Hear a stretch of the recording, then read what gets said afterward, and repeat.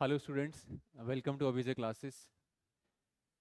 कल जेकेएसएसबी ने Jammu Kashmir police sub inspector का सिलेबस आउट किया और ये जितना बड़ा शॉकर आप स्टूडेंट्स के लिए है उतना ही बड़ा शॉकर हमारे लिए भी है। शॉकर इसलिए मैं इसको बोल रहा हूँ क्योंकि जो कन्वेंशनल स्टाइल है जेकेएसएसबी का एग्जाम्स लेने का, उससे हट के इन्होंने सिलेबस बनाया है। ठीक है। अब ये सिलेबस कुछ लोगों के लिए तो बहुत अच्छा है। किन लोगों के लिए अच्छा है? उन लोगों के लिए अच्छा है जो लोग मैथ्स में बहुत अच्छे हैं, जो लोग एसएससी की तैयारी कर रहे थे, जो लोग बैंकिंग की तैयारी कर रहे हैं काफ़ी टाइम से, उन लोगों के लिए ये सिलेबस बहुत अच्छा है। पर कुछ लोगों के लिए ये सिलेबस खराब है। किन लोगों के लिए खराब है? जो लोग आर्ट्स बैकग्राउंड से हैं, जो लोग जेके एसएसबी या फिर स्टेट के ही एग्जाम्स को फोकस करते हैं, वो लोग मैथ्स को इतना डिटेल में नहीं पढ़ते हैं। एडवांस मैथ तो वो बिल्कुल नहीं पढ़ते हैं। ठीक है। तो अब इस एग्जाम में नया कंपोनेंट तो सिर्फ जो एडवांस मैथ है वही ऐड हुआ है। ठीक है। बाकी सारे कंपोनेंट पहले भी थे, बट जो वेटेज है अलग अलग कंपोनेंट्स को, उसकी जो प्रोपोर्शनिंग है उसमें काफी चेंज आया है। इससे पहले जो हमने स्ट्रेटेजी वीडियो बनाई थी, उसमें मैंने आपके साथ डिस्कस की थी जो भी स्ट्रेटेजी, वो स्ट्रेटेजी हमने पिछले वाला जो सिलेबस था, जो 2021-22 में जो पेपर हुआ है, उसके बेसिस पे हमने वो स्ट्रेटेजी बनाई थी। और वो स्ट्रेटेजी उस एग्जाम के लिए अच्छी थी। ठीक है। बट अब इस एग्जाम के लिए और इस सिलेबस के हिसाब से वो स्ट्रेटेजी काम नहीं कर सकती। ठीक है ना। जब सिलेबस ही चेंज हो गया तो वो स्ट्रेटेजी काम कैसे करेगी? ठीक है। तो अब आपको जो मैथ वाला पोर्शन आप पहले निगलेक्ट कर सकते थे, अब आप उसको निगलेक्ट नहीं कर सकते हो। ठीक है। बिल्कुल भी निगलेक्ट नहीं कर सकते। अब आपको क्वांट तो आप पहले से ही पढ़ते आ रहे हो, बट अब आपको एडवांस मैथमेटिक्स पढ़ना है। ये एडवांस मैथमेटिक्स आपके माइंड में बस ऐसे आपको लग रहा है कि बहुत मुश्किल है, बहुत मुश्किल है। ये मुश्किल नहीं है। टेंथ लेवल वहाँ सिलेबस में मेंशन्ड है कि आपको सिर्फ टेंथ लेवल तक, टेंथ के लेवल का जो मैथ है, टेंथ तो सबने पढ़ी हुई है, सब टेंथ पास हैं। ठीक है ना। टेंथ में आपने ट्रिग्नोमेट्री भी पढ़ी है, मेंसुरेशन भी पढ़ी है, टेंथ में आपने अलजेब्रा पढ़ा है, टेंथ में ही आपने जो है ये ज्योमेट्री पढ़ी है, सर्कल्स पढ़े हैं, ट्रायंगल्स पढ़े हैं, ये सब आपने प्रोबेबिलिटी पढ़ी है, स्टैटिस्टिक्स पढ़े हैं, ये सब आपने टेंथ में पढ़ा हुआ ऑलरेडी। तो आपको उसी लेवल की तैयारी इस एग्जाम के लिए करनी है। ठीक है। कैसे करनी है हम आपको बताएंगे। और कुछ लोग, मैं वैसे देखो अ, किसी भी एडुकेटर को या फिर अ, किसी भी इंसान को कभी भी, जब अपनी वीडियोस में ना ही मैं किसी का रेफरेंस लेता हूँ ना ही मैं किसी की बात करता हूँ, हम सब अपना अपना काम कर रहे हैं, अपनी मेहनत कर रहे हैं। ठीक है। और हमारे पास जो बच्चे पढ़ते हैं उन्हें अच्छा लगता है हमसे पढ़ना, इसलिए हमसे वो पढ़ते हैं। इसलिए हम किसी को टारगेट नहीं करते हैं, और करना भी नहीं चाहिए मुझे लगता है। लेकिन कुछ इंस्टीट्यूट्स ऐसे हैं जिनको मुझे नहीं पता क्या प्रॉब्लम है। या तो उनको अपनी पढ़ाई हुई चीज़ों के ऊपर भरोसा नहीं है, अपने ऊपर काम वो करना नहीं चाहते हैं, उनको दूसरों की चीज़ों में टांग अड़ानी है, दूसरों को टारगेट करना है। ठीक है। तो ये चीज़ अच्छी नहीं है। मैं सीधे जो लोग टारगेट करते हैं दूसरे लोगों को, दूसरे एडुकेटर्स को, भाई आप लोग पढ़ा रहे हो, हम भी पढ़ा रहे हैं, ठीक है ना, आप में जितना कैलिबर है पढ़ाने का आप उससे पढ़ाओ, हम में जितना कैलिबर है हम उसके हिसाब से पढ़ाएंगे। ठीक है। बच्चों को जो पसंद आएगा, बच्चे जिसके पास बच्चों को समझ आएगा, बच्चे उसके पास पढ़ेंगे। ठीक है। तो इसमें आप एक दूसरे को टारगेट करने की क्या बात है? अगर मैंने पिछली वीडियो में बोला था कि 70% जीएस आएगी और 30% मैथ रीजनिंग पे आपको फोकस करना है, तो वो पिछले सिलेबस को हिसाब से बताया था। मैंने आपको वीडियो से पहले भी बताया था कि अभी नया सिलेबस आया नहीं है, हम पिछले सिलेबस के हिसाब से डिस्कशन करेंगे। ठीक है। और हमें मुझे तो नहीं लगा था कि इतना जल्दी जेकेएसएसबी सिलेबस चेंज करेगा, क्योंकि 2 साल पहले ही पेपर हुआ, तो इतना जल्दी सिलेबस चेंज करना बनता नहीं था, बट उन्होंने किया चेंज। तो हम इस सिलेबस को भी मैं बताऊंगा कि कैसे आपको पढ़ना है। ये सिलेबस कोई बहुत हवा सिलेबस नहीं है, कुछ मुश्किल नहीं है इसमें, ये तो इजी हो गया है अब। ठीक है। पहले तो आपको जीएस पूरा पढ़ना पड़ता था, अब आपको जीएस में उतना ज्यादा, पॉलिटी अब आपकी है ही नहीं। ठीक है। अब आपको इकोनॉमी थोड़ी बहुत पढ़नी है, थोड़ी बहुत हिस्ट्री पढ़नी है, आर्ट एंड कल्चर पढ़ना है। ठीक है। करंट अफेयर्स पढ़नी है और जेएंड के पढ़ना है, थोड़ी साइंस पढ़नी है। तो अब आपको जीएस के ऊपर उतना फोकस करने की जरूरत नहीं है। तो अगर मैंने ये बोला था तो पिछले जो सिलेबस है उसके हिसाब से बोला था। और कुछ टीचर्स हैं जो ऐसे बोलते हैं कि भाई अब मैथ हमारे अलावा कौन पढ़ाएगा। भाई कैसे इंसान हो यार आप? आपके अलावा कोई मैथ नहीं पढ़ा सकता है? कैसी बातें कर रहे हो आप? हम्म। हमने इंजीनियरिंग की हुई है भाई, हम मैथ नहीं पढ़ा पाएंगे? अब आपको पता चलेगा कि जो इंसान जीएस पढ़ा सकते हैं ना, वो मैथ कैसा पढ़ाते हैं, हम आपको बताएंगे। ठीक है, हमारे पास मैथ के लिए डेडिकेटेड फैकल्टी है, अमित सर यहाँ पे बहुत अच्छा मैथ पढ़ाते हैं। मुझे नहीं लगता कि पूरे जम्मू में कोई उनसे अच्छा मैथ पढ़ाता होगा। उनकी वीडियोस अब मैं कुछ टाइम के बाद यूट्यूब पे डाल, क्योंकि पहले हम यूट्यूब पे सिर्फ जो है जीएस को ही ज़्यादा फोकस कर रहे थे। अब हम यूट्यूब पे मैथ वाले कंपोनेंट को भी फोकस करेंगे और मैथ की वीडियोस जो है यूट्यूब पे डालेंगे। और आप देखोगे कि हमारा मैथ की फैकल्टी कैसा पढ़ाती है। ठीक है, आपको मैथ का लेवल भी पता चलेगा कि कैसा पढ़ाते हैं। तो मैं डायरेक्टली स्टूडेंट्स को एड्रेस करना चाहता हूँ कि आप घबराओ मत इस सिलेबस। कल से मुझे इतने कॉल्स आए हैं कि सर अब हम क्या करेंगे। ठीक है, जो पहले वाला सिलेबस तो काफ़ी मुश्किल सिलेबस था, वो तो यूपीएससी लेवल का सिलेबस था। अगर वो हम क्रैक कर सकते हैं तो ये तो कुछ भी नहीं है। ठीक है, इसमें एक एडवांस मैथ है भाई, 10th तक का मैथ किसको नहीं आता है? किसको नहीं आती है ट्रिग्नोमेट्री? ठीक है, बस आप लोग उससे डर रहे हो, आपको डरने की जरूरत नहीं है। एक बार जब हम आपको एडवांस मैथ पूरा पढ़ा देंगे, उसके बाद आपका डर सारा खत्म हो जाएगा। ठीक है, अभी बहरहाल हम इस वीडियो में पूरा सिलेबस मैं आपके साथ डिस्कशन करूंगा और मैं बताऊंगा कि क्या अप्रोच अब आपको लेके चलनी है अगर आपका पेपर मार्च में होने जा रहा है। तो पहले हमारी अप्रोच जो थी, हमने ये देखा था कि भाई जीएस के ऊपर आपको फोकस करना है। ठीक है, अब जो है जीएस के ऊपर आपको फोकस सबसे कम करना है। सबसे कम फोकस आपको जीएस में करना है। देखो, अब डिस्ट्रीब्यूशन जो है वो किस हिसाब से है, अभी हम देखते हैं। ये आपके सामने डिस्ट्रीब्यूशन है। 20% वेटेज आपकी जर्नल इंटेलिजेंस और रीजनिंग की है। ठीक है, 40 मार्क्स आपके यहां से आएंगे। तो रीजनिंग एक इंपॉर्टेंट रोल प्ले करेगी, अब करेगी। ठीक है, तो आपको रीजनिंग पे भी अब उतना ही ध्यान देना है जितना, क्योंकि जीएस जितने का है, जितना परसेंट जीएस है उतना ही आपका क्या है, रीजनिंग है। और रीजनिंग में स्कोर करने की ज्यादा प्रोबेबिलिटी है। ठीक है, जीएस इतनी सारी पढ़ोगे और उसमें से भी क्वेश्चन आपके आए नहीं आए किसी को पता नहीं है, बट रीजनिंग अगर आप अच्छे से पढ़ोगे तो ये रिवॉर्डिंग सब्जेक्ट आपके लिए। ठीक है, तो रीजनिंग में, वैसे तो रीजनिंग सारी जो है वो नॉर्मल जो सिलेबस रहता है रीजनिंग का वही सिलेबस है। कुछ कुछ चीजें इन्होंने रीजनिंग में ऐड की है। ठीक है, जैसे ये critical thinking, emotional intelligence, social intelligence. ठीक है, तो ये कुछ टॉपिक्स हैं जो इन्होंने रीजनिंग में ऐड किए हैं, जो नॉर्मल रीजनिंग में नहीं। बाकी ये जो क्वेश्चंस हैं, arithmetic, coding, decoding, non verbal series, number series, statement conclusion. ठीक है, ये सब वही टॉपिक्स हैं, स्पेस विजुअलाइजेशन, वेन डायग्राम्स। ठीक है, कुछ टॉपिक्स ये address matching, date and city matching, classification of centre codes, roll numbers, ये कुछ पुराने टॉपिक्स एसएससी के उठा के इन्होंने डाले हैं। Small and capital letters, numbers, embedded figures. तो ये इसमें क्रिटिकल थिंकिंग, इमोशनल इंटेलिजेंस और सोशल इंटेलिजेंस, ये 3 टॉपिक तो मैं आपको खुद पढ़ाऊंगा। ठीक है, ये वाली रीजनिंग के बाकी जितने भी टॉपिक्स हैं ये गुलशन सर आपको पढ़ाएंगे।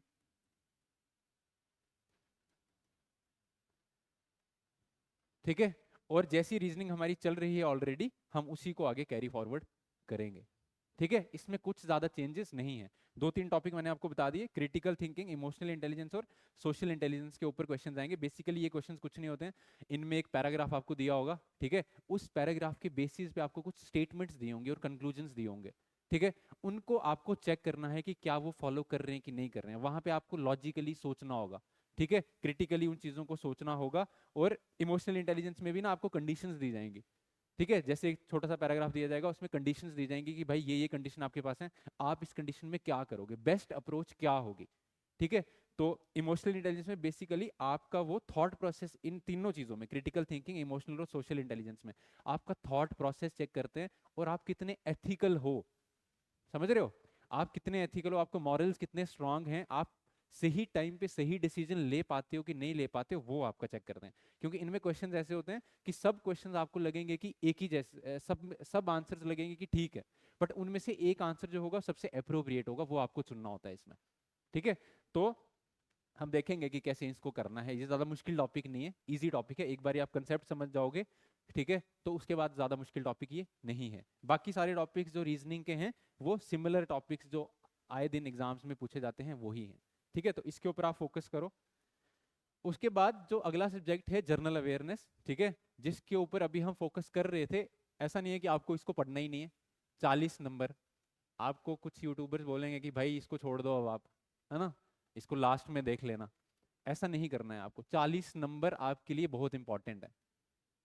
ठीक है, तो 40 नंबर इंपॉर्टेंट है। आपने पढ़ना क्या क्या है इसमें, इसने बोला कि भाई आपको करंट इवेंट्स के ऊपर ज्यादा, तो आप देखो एक बात तो मेरी अभी समझ लो कि न्यूज़पेपर पढ़ना स्टार्ट कर दो।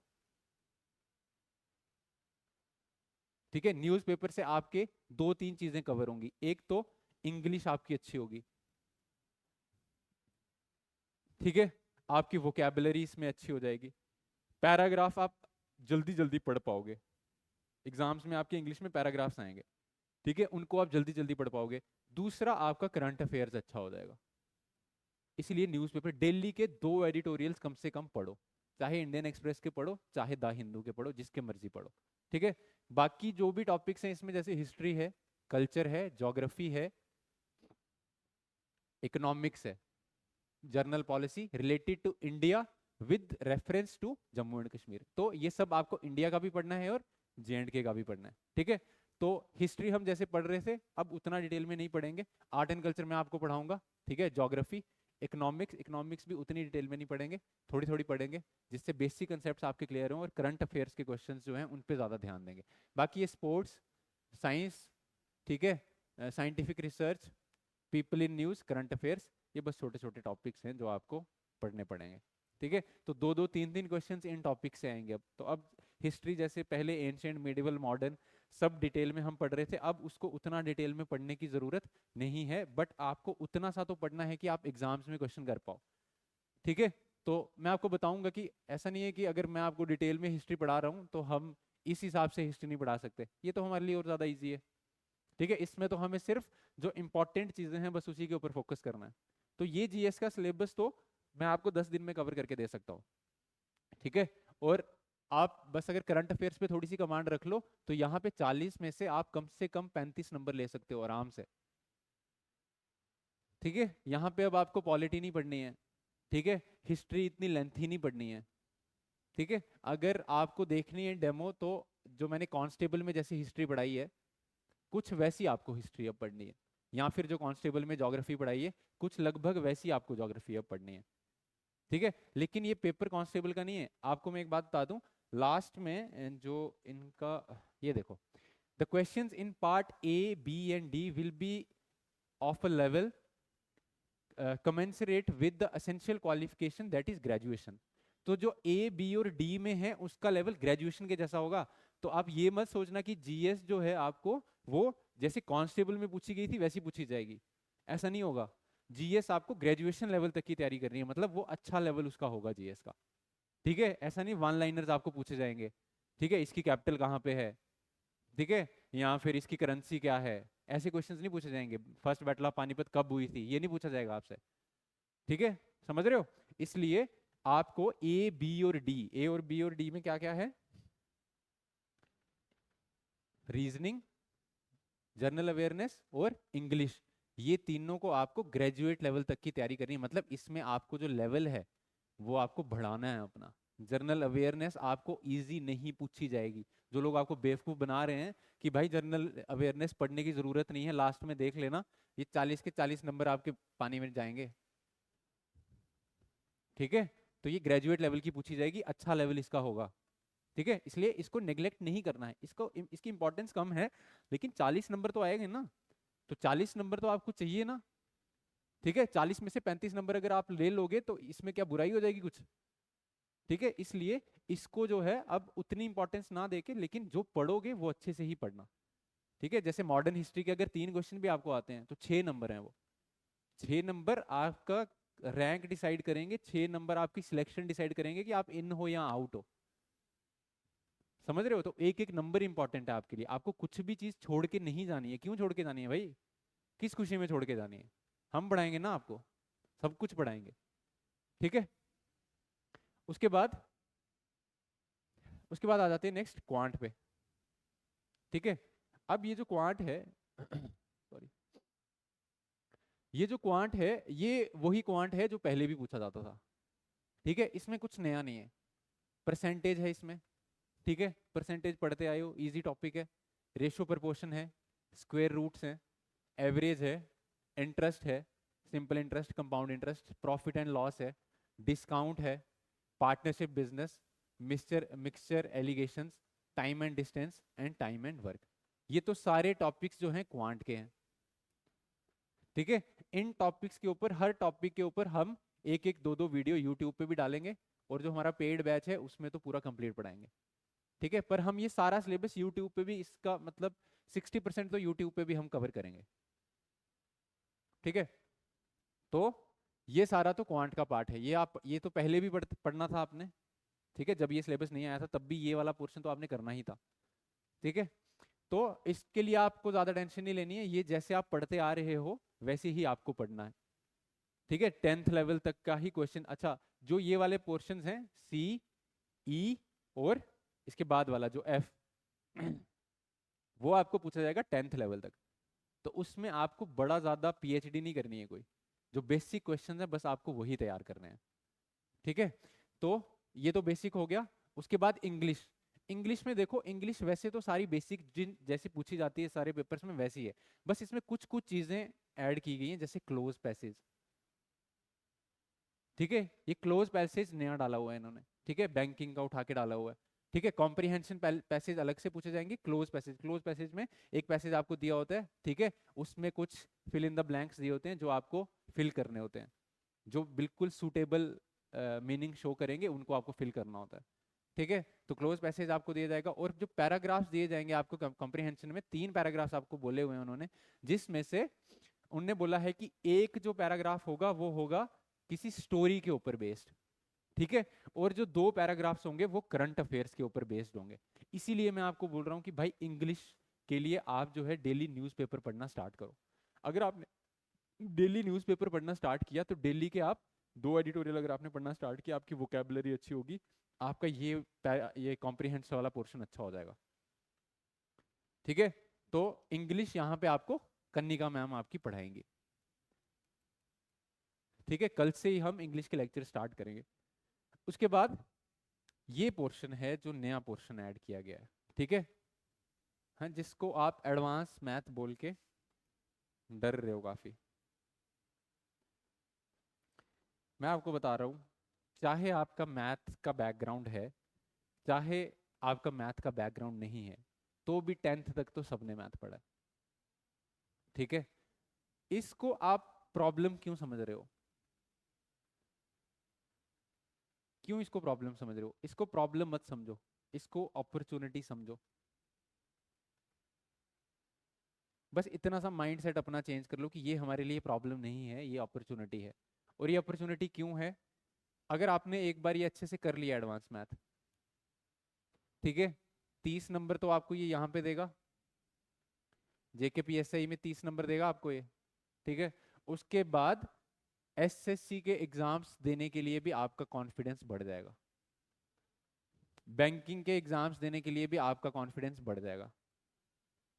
ठीक है, तो आपने जो अपने आप को अभी तक सिकोड़ के रखा है कि भाई नहीं हम बस यही चीजें करेंगे, हम बस जीएससी पढ़ेंगे, ठीक है, हम मैथ्स नहीं पढ़ेंगे, तो आप उसमें से, उस अपने उस बॉक्स में से बाहर आओगे अब। ठीक है, जब आपको पढ़ना ही पड़ेगा तो पढ़ोगे ना। हम्म, तो जब कोई चीज नेसेसरी हो जाती है ना, तो फिर वहां पे कोई, जब तक आपके पास ऑप्शन होता है ना तब तक इंसान मस्ती मारता है। ठीक है, लेकिन जिस दिन ऑप्शन खत्म हो जाते हैं ना, फिर उसके बाद मस्ती नहीं मारता इंसान। आपको पता है, एक चीज मैं आपको बताता हूँ कि किसी भी एग्जाम में आपकी सिलेक्शन होना इस बात पे भी डिपेंड करता है कि आपके पास कोई और ऑप्शन है या नहीं। लोग प्लान बी की बात करते हैं ना, प्लान बी का एक मैं ड्रॉबैक आपको बताता हूँ। अगर प्लान बी आपके पास है ना, तो आप प्लान ए के लिए कभी भी उतनी शिद्दत के साथ काम नहीं करोगे। वो लोग जिनके पास कोई प्लान बी नहीं होता, वो लोग सबसे ज्यादा शिद्दत के साथ काम करते हैं, और उनकी सिलेक्शन ना, उनकी सिलेक्शन की जो गारंटी है वो ज्यादा, उनकी सिलेक्शन का जो परसेंटेज है वो ज्यादा होती है। ठीक है, क्यों? क्योंकि उनके पास कोई और प्लान है ही नहीं, एक ही प्लान है, वही करना है उनको। और जब आप ऐसी तैयारी करोगे ना कि हमारे पास कोई और ऑप्शन नहीं है, हमें पढ़ना ही है, जब आप सोच लोगे यार एक बार कि हमें पढ़ना है एडवांस में, तो फिर क्या मुश्किल है इसमें? फिर कुछ मुश्किल नहीं है। अभी मैं आपको बताता हूँ इसमें क्या क्या पढ़ना है आपको। ये देखो सबसे पहले अलजेब्रा। अलजेब्रा, अलजेब्रा को सुन के डर क्यों रहे हो आप? अलजेब्रा में कुछ नहीं है, बेसिक अलजेब्रिक आइडेंटिटीज पढ़नी है आपको स्कूल अलजेब्रा की, ठीक है। और लीनियर इक्वेशंस के ग्राफ्स पढ़ने हैं आपको, ठीक है। आपने टेंथ में पढ़ा होगा, जब टेंथ में पढ़ते थे, ठीक है, टेंथ में पढ़ा होगा आपने क्वाड्रेटिक इक्वेशंस,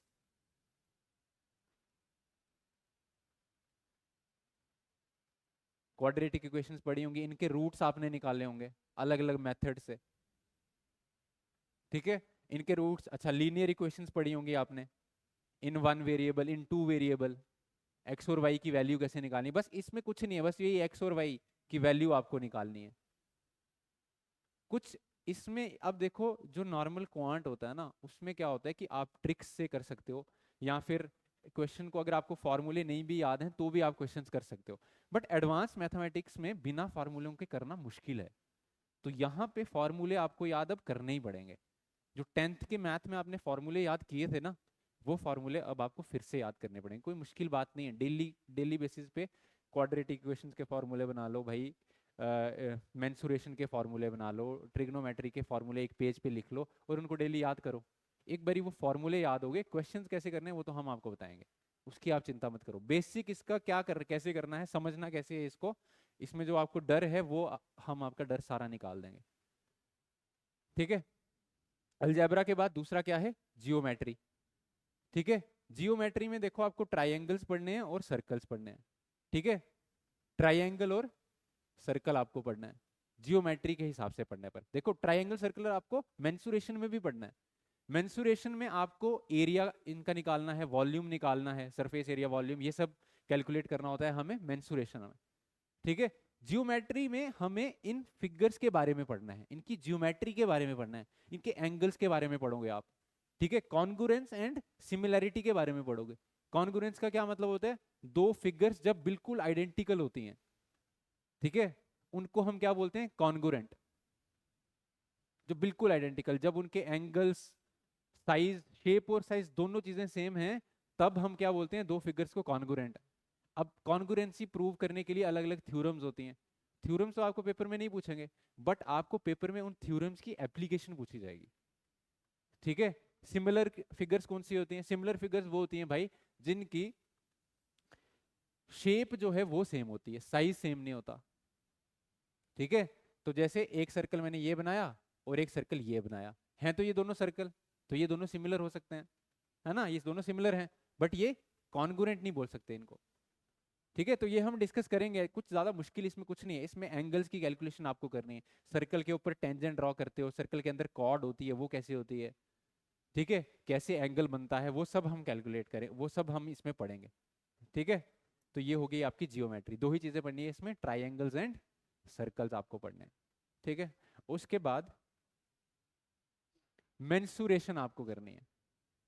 मेंसुरेशन में ढेरों फॉर्मूले आपको याद करने पड़ेंगे, पर कुछ मुश्किल नहीं है यार, फॉर्मूले ही तो हैं, बस फॉर्मूले याद करोगे, वैल्यू पुट करोगे, आंसर निकालोगे, एरिया पूछा होगा, वॉल्यूम पूछी होगी, सरफेस एरिया पूछा होगा, कर्व्ड सरफेस एरिया पूछा होगा, यही सब पूछा होगा, ठीक है। तो क्या क्या पढ़ोगे इसमें, ट्राइंगल पढ़ोगे, क्वाड्रिलेटरल पढ़ोगे, ठीक है, पॉलीगन्स पढ़ोगे, सर्कल पढ़ोगे, प्रिज्म पढ़ोगे, राइट सर्कुलर कोन पढ़ोगे, राइट सर्कुलर सिलेंडर पढ़ोगे, स्फीयर पढ़ोगे, हेमिस्फीयर, रेक्टेंगुलर पैरेललोपाइप पढ़ोगे, उसके बाद रेगुलर राइट पिरामिड पढ़ोगे विद ट्राइंगुलर और स्क्वायर बेस। तो ये अलग अलग फिगर्स हैं जिनकी आपको मेंसुरेशन पढ़नी है, मतलब इनका एरिया को कैसे कैलकुलेट करना है, इनके curved surface area, total surface area, इन सबको कैसे कैलकुलेट करना है, वॉल्यूम को कैसे निकालना है, ये सब पढ़ोगे इसमें, ठीक है। कुछ नहीं है इसमें, बस आपको हर शेप के अलग अलग फॉर्मूलेज हैं, उन फॉर्मूलेज को आपको याद करना है और उधर से सारे क्वेश्चन आपके निकलेंगे, ठीक है। उसके बाद ट्रिग्नोमेट्री, ट्रिग्नोमेट्री बहुत इजी, ठीक है, इसमें कुछ डरने वाला नहीं है, बस बेसिक ट्रिग्नोमेट्रिक आइडेंटिटीज जो होंगी वो आपको इसमें याद करनी होंगी। कभी कभी तो बिना आइडेंटिटीज के भी क्वेश्चन हो जाते हैं इसमें, ठीक है। और ये जो ट्रिग्नोमेट्रिक वैल्यूज होंगी उनको भी आपको याद करना पड़ेगा, ठीक है। तो साइन, कॉस, टेन और कोसेक, सेक और कॉट, इन सब की अलग अलग क्वाड्रेंट्स में क्या वैल्यू रहती है, कहाँ पे ये पॉजिटिव होते हैं, कहाँ पे नेगेटिव होते हैं, ये आपको याद रखना है। उसके बाद अलग अलग एंगल्स पे इनकी क्या वैल्यू रहती है वो आपको याद रखनी है। उसके बाद ये कुछ नहीं है फिर ट्रिग्नोमेट्री, ठीक है, आराम से कर लोगे। और लास्ट टॉपिक है स्टैटिस्टिक्स और प्रोबेबिलिटी, ठीक है। प्रोबेबिलिटी बेसिक लेवल की प्रोबेबिलिटी पूछी जाएगी, कैलकुलेशन ऑफ सिंपल प्रोबेबिलिटीज। और जो स्टैटिस्टिक्स है उसमें हिस्टोग्राम, फ्रीक्वेंसी, पॉलीगन, बार डायग्राम, पाई चार्ट पूछा जाएगा, या फिर ये मीन, मीडियन, मोड और स्टैंडर्ड डिविएशन, ये जो स्टैटिस्टिक्स के पार्ट है ये पूछे जाएंगे। ज़्यादा मुश्किल नहीं है, 10th लेवल तक ही आपको पूछा जाएगा। तो 10th में आपका चैप्टर है ये स्टैटिस्टिक्स और प्रोबेबिलिटी वाला, ठीक है। अच्छा, अगर कुछ बच्चों को ऐसे लग रहा है कि भाई हम करेंगे कहाँ से ये सब, जिन बच्चों को बेसिक बिल्कुल वीक है, उन बच्चों को मैं सजेस्ट करूंगा कि भाई 10th की ना एनसीईआरटी ले लो आप, मैथ की, और उसके सारे चैप्टर कर लो, आपका सारा एडवांस मैथ कवर हो जाएगा, ठीक है। यहाँ पे हम तो आपको करवाएंगे ही, लेकिन अगर आपके बेसिक बहुत वीक हैं तो आप 10th की एनसीईआरटी लो मैथ की और उसको पढ़ो, ठीक है। वहां पे देखो कैसे क्वेश्चंस, कैसे एग्जांपल्स की हुई हैं, आपको सब समझ आ जाएगा, ठीक है। हम आपको ये सारा एडवांस मैथ जो है यहाँ पे करवाएंगे, ठीक है। उसके बाद लास्ट टॉपिक आपका जो है वो है कंप्यूटर प्रोफिशिएंसी। तो कंप्यूटर प्रोफिशिएंसी में कुछ नहीं है, बेसिक कंप्यूटर है, बेसिक इसका सीपीयू क्या है, ठीक है, computer memory, organisation, backup devices, Windows Explorer, keyboard shortcut, software पूछा जाएगा, वर्किंग इंटरनेट, ईमेल्स, ठीक है। उसके बाद सिक्योरिटी, वायरस, मॉन्स, ये तो बेसिक जो पहले था वही है, ठीक है। तो ये आपका सिलेबस है।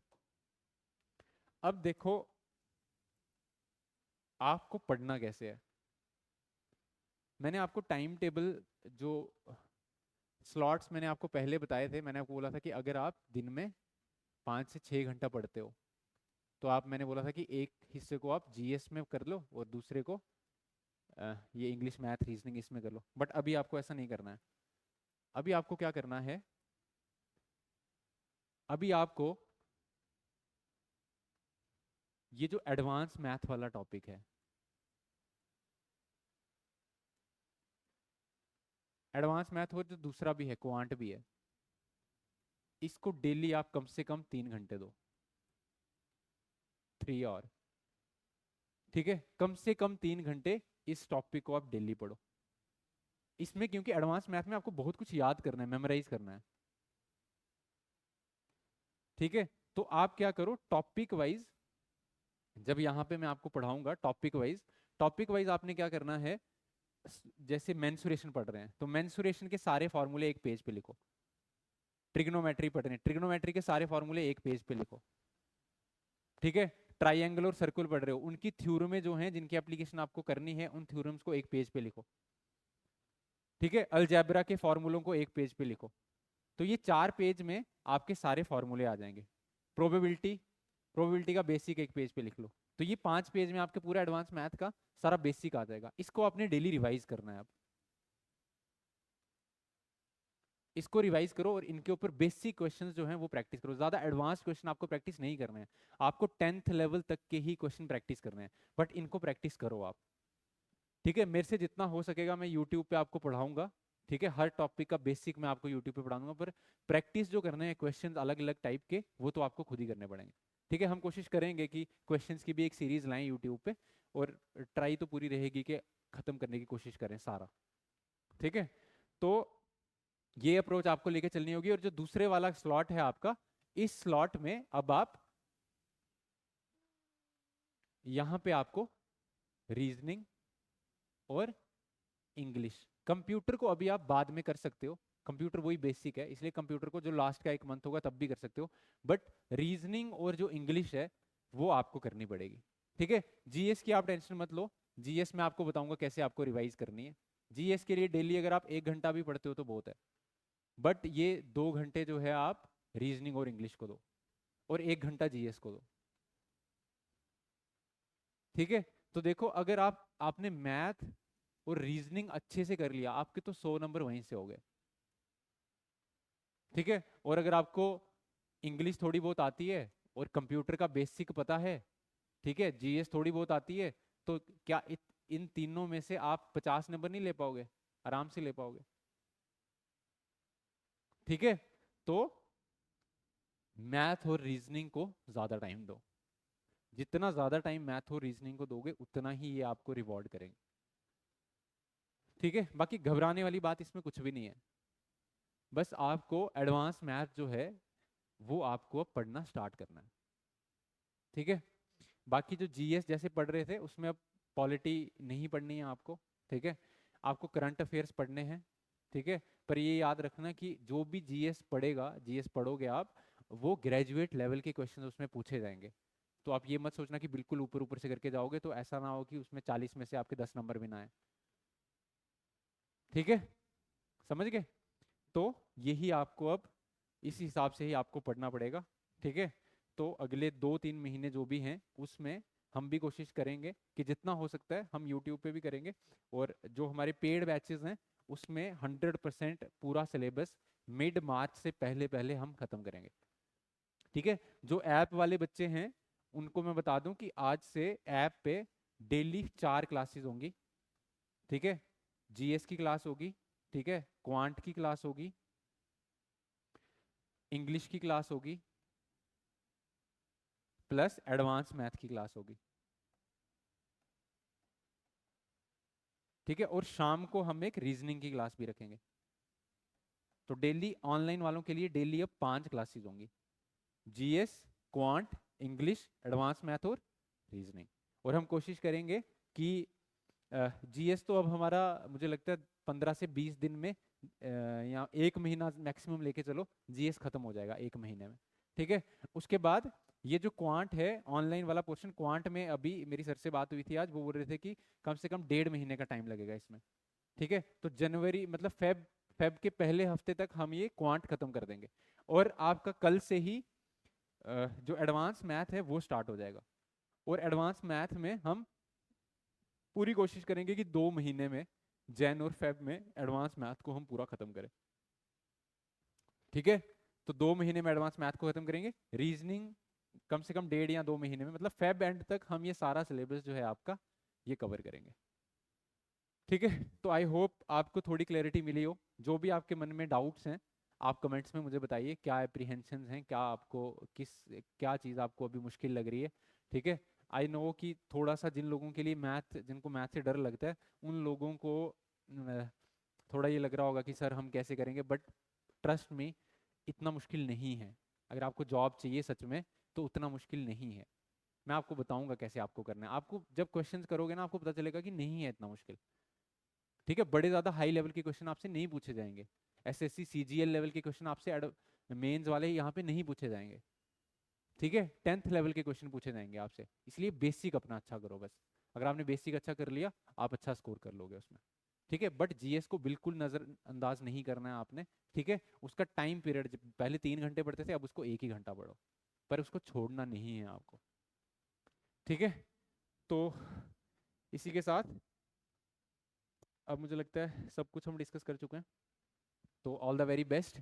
ठीक है, जो भी आपकी क्वेरीज होंगी वो मैं जो है रिजॉल्व करने की कोशिश करूंगा। आप कमेंट्स में मुझे बताना क्या क्या प्रॉब्लम्स हैं, और तो हम कोशिश करेंगे उसको। अच्छा, जो यूट्यूब पे हम डाल रहे थे जीएस वाली सीरीज, वो फिलहाल के लिए वो जीएस वाली सीरीज को हम उसको रोकेंगे, क्योंकि अभी के लिए अभी नायब तहसीलदार का भी सिलेबस नहीं आया। अगर एक बारी नायब तहसीलदार का सिलेबस आ जाता है और वो भी कुछ ऐसा ही होता है, तो फिर तो वो वाली जीएस वाली सीरीज आपको नहीं फॉलो करनी है जेकेएसएसबी में। ठीक है, फिर वो केएस वाले बच्चे उसको फॉलो कर सकते हैं, केएस वाले बच्चों के लिए मैं वो सीरीज अलग से डालूंगा, कंप्लीट करूंगा उसको पूरा। ठीक है, बट जेकेएसएसबी वाले बच्चे जब तक नायब तहसीलदार का सिलेबस नहीं आता था तब तक के लिए उस सीरीज को आप होल्ड करके रख सकते हो। ठीक है, तो जो नई अप्रोच के साथ मैं आपको बताऊंगा कि कितना कितना आपको पढ़ना है, उसकी वीडियोस भी हम अब डालेंगे। ठीक है, चलो, thank you, all the very best.